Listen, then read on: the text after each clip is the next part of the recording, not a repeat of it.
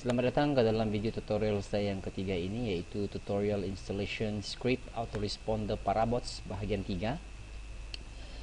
Di dalam tutorial ini kita perlulah mengupload segala file responder ini ke dalam web hosting kita, yaitu ke server.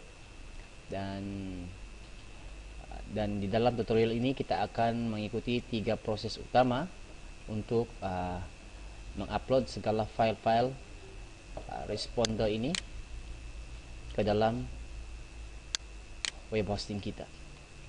So, untuk proses yang pertama, kita akan menggunakan perisian FileZilla untuk mengupload file responder parabots ini, dan kita akan membina satu directory, yaitu directory responder parabots, ke dalam web server kita.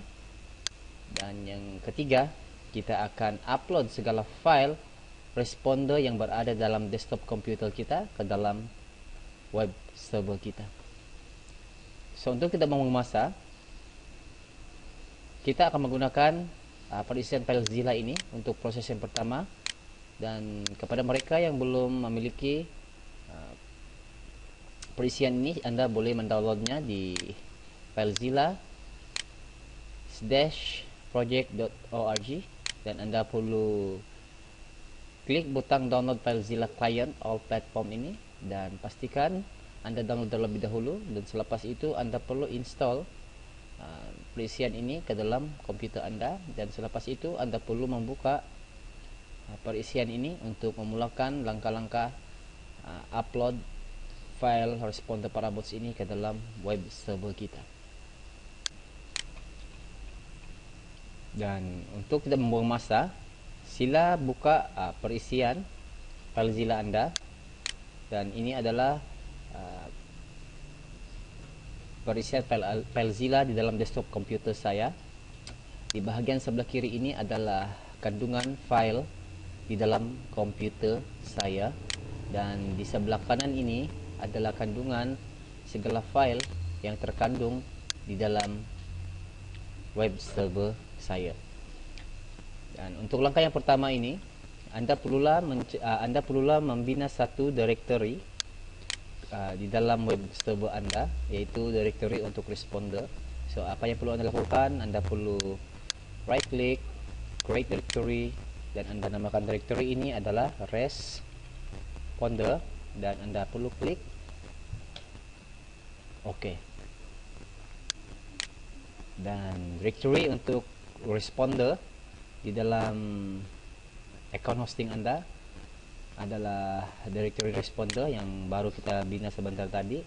Dan apa yang kita perlu lakukan seterusnya, kita perlulah mencari file responder yang terdapat di dalam desktop komputer kita yang telah kita download dan ekstrak sebelum ini.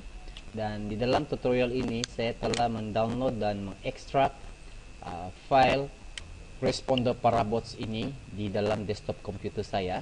So, sila pergi ke desktop komputer dan Anda perlulah mencari file responder, dan ini adalah file responder yang terdapat di dalam komputer yang saya download sebelum ini dan ekstrak.